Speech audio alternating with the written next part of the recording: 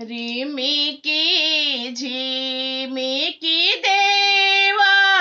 भरिसेल ओरियानी मधु चुए हे भिजेला दीप बाबू के पागिया नीता दे के अभरण गोदिया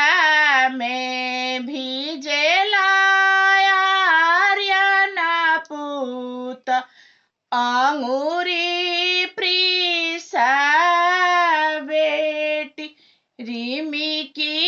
झिमिकी देवा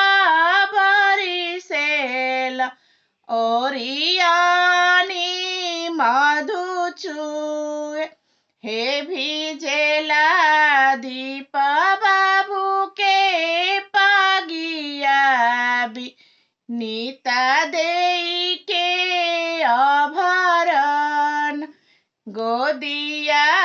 में भिजेला मना पूत अंगूरी प्रीसा बेटी रिमिकी झिमिकी देवा भरिसेल ओरियानी मधु चुए हे भिजेला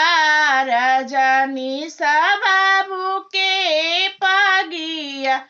प्रीति दे के अभरण गोदिया में भिजेला रुद्रांश पूत अंगूरी प्रीसा बेटी।